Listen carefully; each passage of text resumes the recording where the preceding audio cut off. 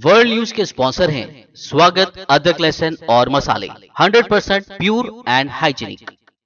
अस्सलाम वालेकुम, आदाब। मैं हूं खलील फरहाद। मेरे साथ देखिए वर्ल्ड न्यूज़। शुरुआत करते हैं हेडलाइन से। आलम इस्लाम के लिए आई खुशी की खबर। उम्रा की अदायगी की हद पर लगी पाबंदी हुई खत्म। अब बार बार उम्रा की सादत हासिल कर सकते हैं दुनिया भर के मुसलमान।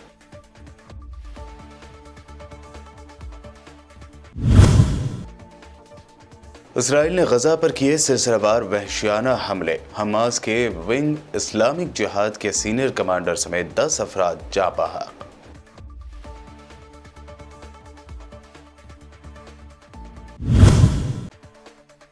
रूसी सदर व्लादिमीर पुतिन और तुर्की के सदर रजब तैयब एर्दोगान ने रूसी शहर सूची में की मुलाकात। इलाकाई और आलमी चैलेंजों के बावजूद इस मुलाकात को दी जा रही है काफ़ी अहमियत।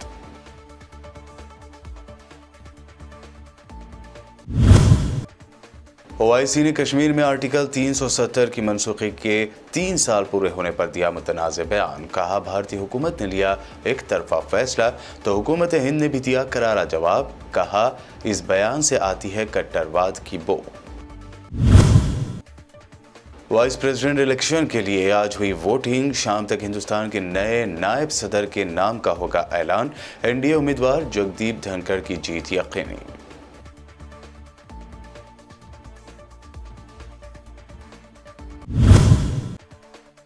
और मध्य प्रदेश में फिर हुई मुसलमानों की मॉब लिंचिंग। गाय की स्मगलिंग का लगाया गया मुबैना इल्जाम नहीं हुआ अभी तक साबित। मुतासरीन में से एक की मौत, 2 शदीद जख्मी। मुतासरीन का महाराष्ट्र के अमरावती से है ताल्लुक। और पेश खबरों की तफसील। आलम इस्लाम के लिए एक अच्छी खबर ये आई है कि सऊदी हुकूमत ने बावर कराया है कि मुसलमान साल में बार बार उम्रा की सादत हासिल कर सकते हैं।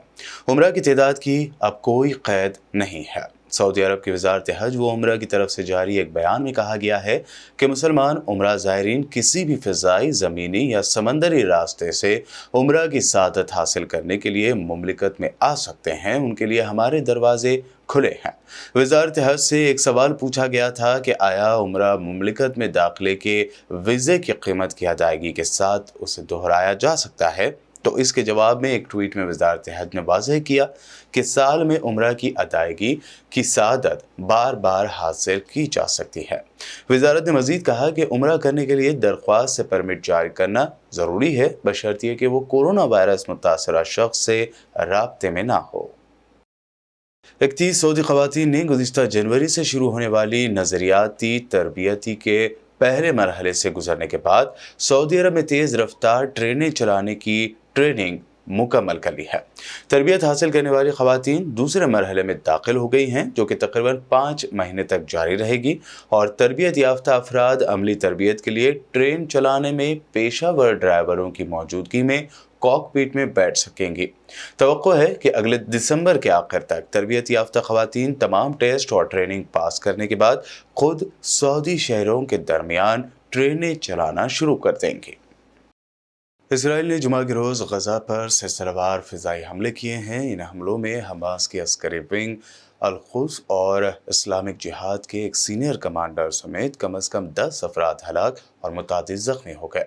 इसराइल ने भी मुल्क में ख़ुसूसी सूरत हाल का ऐलान किया है, जहाँ सरहद के 80 किलोमीटर के अंदर तमाम स्कूलों को बंद कर दिया गया और लोगों की दीगर सरगर्मियां रोक दी गई है।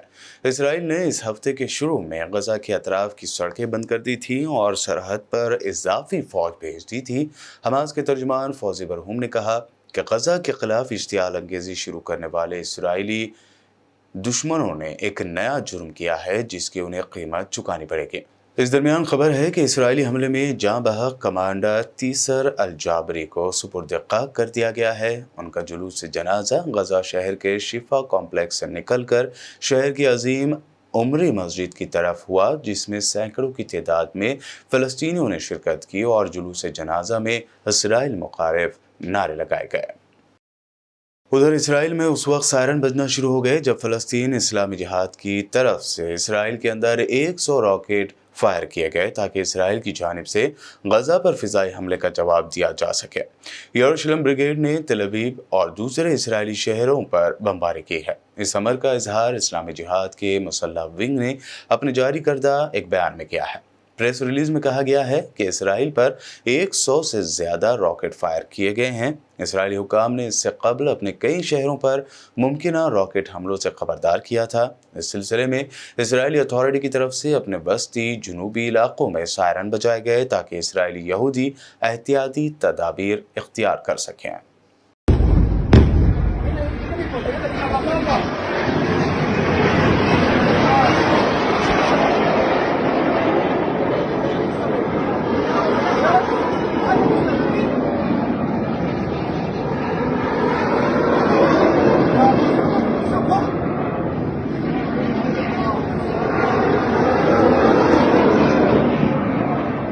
اس درمیان وائٹ ہاؤس نے اسرائیلیوں اور فلسطینیوں سے کہا ہے کہ وہ جنگی ماحول میں مزید شدت لانے سے گریز کریں۔ وائٹ ہاؤس میں نیشنل سیکیورٹی کونسل کے ترجمان جان کربی کا کہنا ہے کہ اس تشدد کی آگ کو بھڑکنے سے روکا جائے اور ٹھنڈا کیا جائے۔ جان کربی نے مزید کہا کہ ہم پوری سرگرمی کے ساتھ اسرائیلیوں، فلسطینیوں اور علاقے کے دوسرے شراکت داروں کے ساتھ رابطے میں ہیں تاکہ بمباری سے بھڑکنے والی صورتحال کو ٹھنڈا کیا جا سکے۔ ہم تمام فریقوں پر زور دیتے ہیں کہ وہ تصادم کو بڑھانے سے گریز کریں۔ ترجمان نے رپورٹر سے بات کرتے ہوئے کہا کہ امریکہ اسرائیل کے ساتھ کھڑا ہے اور اسی طرح کھڑا رہے گا۔ دوسری جانب چین کی وزارت خارجہ نے تائیوان کے دورے پر نینسی پیلوسی کے چین کی سخت مخالفت کا حوالہ دیتے ہوئے کہا کہ بیجنگ چین امریکہ موسمیاتی تبدیلی کے مذاکرات کو معطل کر دے گا۔ خبر رساں ادارے AFP کے مطابق مزید کہا گیا ہے کہ بیجنگ اور واشنگٹن کے عسکری رہنماؤں کے درمیان ملاقات کے ساتھ 2 سیکیورٹی اجلاس کا منصوبہ بھی ختم کر دیا جائے گا۔ چینی وزارت خارجہ نے کہا کہ وہ غیر قانونی تارکین وطن کی واپسی، عدالتی مدد اور بین الاقوامی جرائم کے ساتھ انسداد منشیات کی کارروائی پر واشنگٹن کے ساتھ تعاون معطل کر رہا ہے۔ علاوہ ازیں اس سے قبل چین نے کہا تھا کہ نینسی پیلوسی اور ان کے خاندان پر غیر متعینہ پابندیاں عائد کی جا رہی ہیں۔ روسی صدر ولادیمیر پوتن اور ترکی کے صدر رجب طیب ایردوان نے روسی شہر سوچی میں ہونے والے اپنی ملاقات میں ٹرانسپورٹ، زراعت اور تعمیراتی صنعت میں تعاون بڑھانے پر اتفاق کیا ہے۔ کرملن نے ایک بیان میں کہا ہے کہ موجودہ علاقائی اور عالمی چیلنجوں کے باوجود دونوں رہنماؤں نے روس اور ترکی کے تعلقات میں فروغ کے مشترکہ عزم کا اعادہ کیا۔ روس نے مزید کہا کہ پوتن اور ایردوان تجارت میں اضافے اور اقتصادی اور توانائی کے شعبوں میں تعاون بڑھانے پر متفق ہو گئے۔ خبر رساں ایجنسی تاس نے بتایا ہے کہ دونوں رہنماؤں نے روسی اناج کی بلا روک ٹوک برآمد سمیت یوکرینی اناج کی برآمدات سے متعلق استنبول معاہدے پر عمل درآمد یقینی بنانے کی ضرورت پر بھی زور دیا۔ صدر ایردوان نے روسی گیس کے لیے کچھ ادائیگیاں روبلز میں کرنے پر بھی اتفاق کیا ہے۔ روسی وزارت دفاع کے ترجمان ایگور کوناشینکوف نے بتایا کہ جنگ کے آغاز سے اب تک یوکرینی فوج کے 3266 ہووٹزر اور مارٹر تباہ کیے جا چکے ہیں۔ کوناشینکوف نے روس یوکرین جنگ میں روسی فوج کی سرگرمیوں کے بارے میں یہ بیان دیا ہے۔ روسی افواج کی جانب سے یوکرین میں فوجی عناصر پر حملے جاری رکھنے کی طرف سے اشارہ کرتے ہوئے کوناشینکوف نے کہا کہ یوکرین کی مسلح افواج کے 44ویں آرٹلری بریگیڈ کے عارضی ٹھکانوں اور گولہ بارود کے ڈپو پر یوکرین کے زاپوریزیا علاقے میں انتہائی درستگی والے میزائلوں سے حملہ کیا گیا۔ انہوں نے بڑے پیمانے پر یوکرین کا گولہ بارود، ٹینک، جنگی طیارے، توپ خانے، بغیر پائلٹوں کے فضائی گاڑیوں کو تباہ کرنے کا بھی دعویٰ کیا۔ امریکی وزیر خارجہ اینٹونی بلنکن نے کہا ہے کہ امریکی ایوان نمائندگان کے اسپیکر نینسی پیلوسی کی جانب سے تائیوان کے دورے پر چینی رد عمل غیر متوازن اور خطرناک تھا۔ اینٹونی بلنکن نے کہا کہ پیلوسی کا تعلق امریکہ کی قانون ساز شاخ سے ہے جو خود مختار ہے۔ امریکی وزیر خارجہ نے کہا کہ پیلوسی کے دورے پر چین جو بھی رائے ہو مگر اس کے باوجود اس کا رد عمل غیر متوازن اور خطرناک تھا، بشمول چین کی جانب سے تائیوان کے اوپر سے گزرنے والے 11 بیلسٹک میزائل فائر کرنے اور تائیوان کے گرد اپنے جنگی جہاز بھیجنے کے۔ ان کا کہنا تھا کہ ان میں سے 5 میزائل جاپان کے نزدیک آ کر گرے ہیں۔ وزیر خارجہ کے مطابق چین کے ان اقدامات پر آسیان سمیت خطے کے ممالک نے مذمتی بیانات جاری کیے ہیں۔ اسی لیے یہ خدشات پیدا ہو گئے ہیں کہ یہ اقدامات خطے میں عدم استحکام پیدا کر سکتے ہیں۔ امریکی وزیر صحت نے منکی پاکس کے پھیلنے کے پیش نظر ایمرجنسی کا اعلان کر دیا ہے۔ رائٹرز کے رپورٹ کے مطابق اب تک 6,600 منکی پاکس کے معاملات امریکہ میں سامنے آئے ہیں۔ امریکہ کے وزیر صحت خاویئر یسرا نے کہا تھا کہ اس وائرس کے مقابلے کے لیے رفتار تیز کی جا رہی ہے۔ انہوں نے امریکی شہریوں سے اس وائرس کو سنجیدگی سے لینے کی اپیل بھی کی۔ دوسری جانب عالمی ادارہ صحت نے بھی منکی پاکس کے بڑھتے خطرے کے پیش نظر دنیا بھر میں ہنگامی حالت کا اعلان کیا ہے۔ منکی پاکس چیچک کی مشابہ ایک بیماری ہے جس کا خاتمہ برسوں قبل دنیا کے دیگر علاقوں میں ہو چکا تھا۔ تاہم کورونا وائرس کے بعد ایک بار پھر یہ وائرس بھی پھیلتا نظر آ رہا ہے۔ بلیٹن میں وقت ہوا ہے ایک شارٹ بریک کا، جلد لوٹیں گے اور دیکھیں گے مزید اہم خبریں۔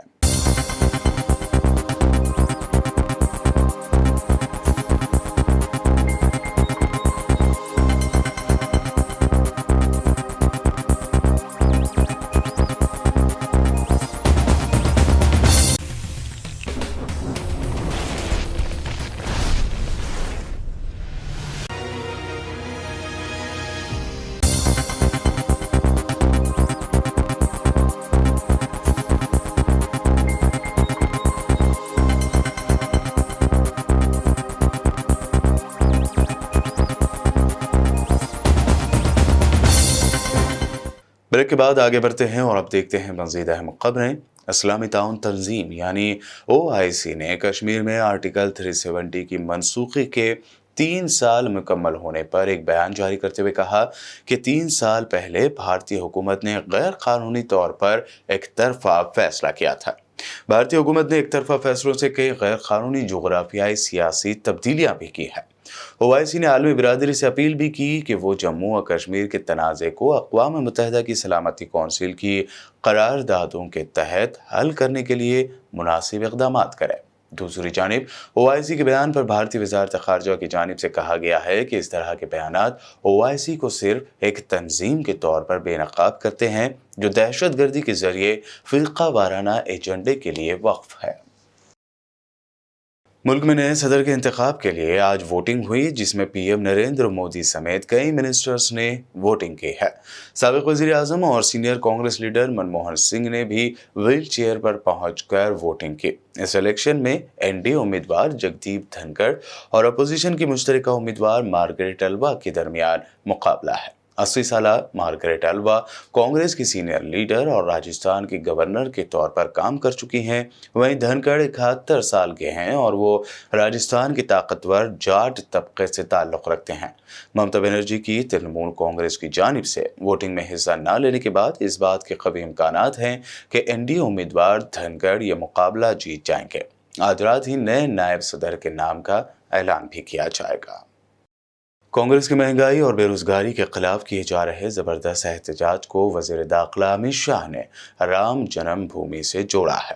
اس پر کانگریس کی جنرل سیکریٹری پرینکا گاندھی نے جوابی حملہ کرتے ہوئے کہا کہ مہنگائی پر آندولن کو مفروضہ کہنا رام کی توہین ہوگی۔ اس کے ساتھ ہی پرینکا نے کہا کہ ملک بھر کے غریبوں اور مڈل کلاس کے اوپر پڑ رہی مہنگائی کی مار کے خلاف لڑنا لوگوں کے پیروکار بھگوان رام کا دکھایا راستہ ہے۔ بتا دیں کہ کل کانگریس نے کالے کپڑے پہن کر مودی حکومت کے خلاف احتجاج کیا تھا، جس پر امت شاہ نے اسے ایودھیا میں رام مندر تعمیر کی مخالفت قرار دیا تھا۔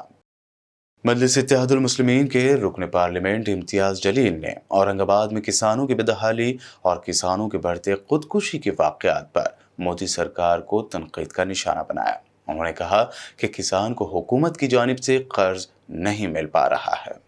अध्यक्ष महोदय, इस सदन के अंदर हमने बहुत बड़ी बड़ी बातें सुनी है कि किसानों के लिए सरकार क्या कर रही है।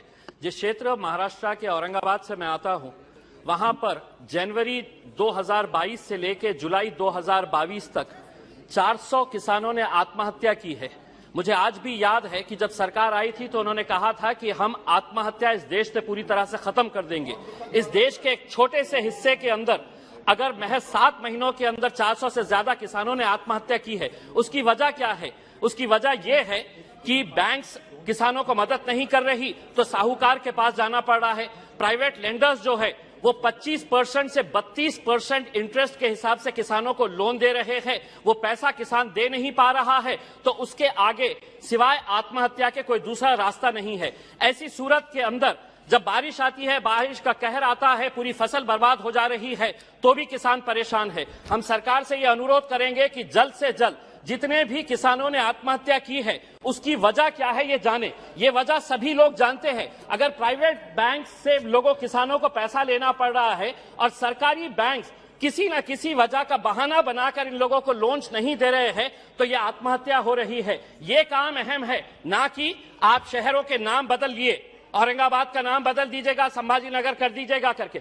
ये अहम मुद्दे नहीं है। हम आदर करते हैं छत्रपति संभाजी महाराज का, छत्रपति शिवाजी महाराज का, लेकिन ये बहुत सभी बहुत ने किसानों धन्यवाद, के लिए काम बहुत किया बहुत है, धन्यवाद। ना कि अपने मध्य प्रदेश में मॉब लिंचिंग के वाकयात थमने का नाम नहीं ले रहे हैं। अब नर्मदापुरम में स्मगलिंग के शक में 3 लोगों को बुरी तरह पीटा गया, जिसमें से 2 अफराद की मौत हो गई। मुतासरीन के नाम शेख लाला, मुश्ताक और नज़ीर बताया गया है। तीनों महाराष्ट्र के अमरावती के रहने वाले थे। मुलजमीन के मुताबिक ये इसी गांव से जानवर ले जा रहे थे, मगर लोगों ने उन्हें पकड़ लिया। जब लोग उन्हें जमकर पीट चुके तो पुलिस पहुंची। तीनों जख्मियों को अस्पताल ले जाया गया, जहां नज़ीर अहमद ने दम तोड़ दिया। पुलिस ने 12 नामालूम अफराद के खिलाफ कत्ल की कोशिश का केस दर्ज कर लिया है। पुलिस ने गाय की स्मगलिंग का केस दोनों मुतासरीन पर भी दर्ज किया है। भीड़ की जानिब से पीट कर कत्ल कर देने के वाक़यात पर खुद पीएम मोदी ने नाराजगी जाहिर करते हुए ऐसा करने वालों को झूठे गौरक्षक करार दिया था। ताहम ऐसे नाम नेहाद गौरक्षक खुद पीएम मोदी की बातें नहीं मान रहे हैं और ना ही पुलिस ऐसे वाक़यात को रोकने में कामयाब रही है। ट्रक को रोका गया और करीब 10 से 12 लोगों द्वारा इनके साथ मारपीट की गई। मौके पर पुलिस पहुंची और तीनों को अस्पताल भर्ती किया गया और उपचार के दौरान जो है उनमें से एक की मृत्यु हो गई है। घटनाक्रम के बाद 302 धारा की एफआईआर पंजीबद्ध कर ली गई है और अवैध गौवंश की भी एफआईआर जो है वो कर ली गई है। प्रकरण में आरोपियों की गिरफ्तारी का दौर चालू। भारत की आज़ादी के 75 साल पूरे होने के मौके पर हर घर तिरंगा मुहिम के तहत हिंदुस्तान के आसार कदीमा मुल्क भर के 150 यादगारों पर कौमी परचम लहराएगा। कल्चरल मिनिस्ट्री के मुताबिक इन यादगार इमारतों पर परचम लहराने के साथ तिरंगा वाली लाइट से उन्हें सजाया भी जाएगा। इसके अलावा मुल्क भर के 750 यादगारों में स्वच्छता अभियान भी चलाया जाएगा। साथ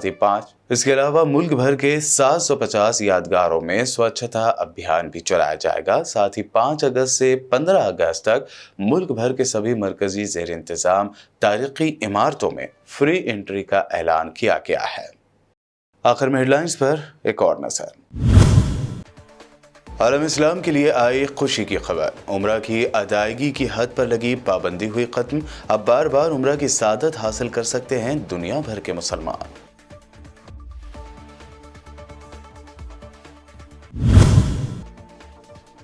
इसराइल ने गजा पर किए सिलसिलेवार वहशियाना हमले। हमास के विंग इस्लामिक जिहाद के सीनियर कमांडर समेत 10 अफराद जाँ बहक।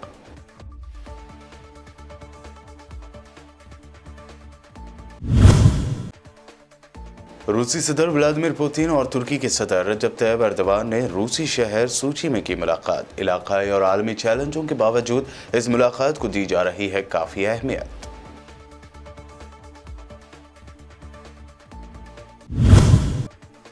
ओआईसी ने कश्मीर में आर्टिकल 370 की मनसूखी के 3 साल पूरे होने पर दिया मुतनाज़ बयान। कहा भारतीय हुकूमत ने लिया एक तरफा फैसला तो हुकूमत हिंद ने भी दिया करारा जवाब। कहा इस बयान से आती है कट्टरवाद की बो। वाइस प्रेसिडेंट इलेक्शन के लिए आज हुई वोटिंग। शाम तक हिंदुस्तान के नए नायब सदर के नाम का होगा ऐलान। एनडीए उम्मीदवार जगदीप धनखड़ की जीत यकीनी।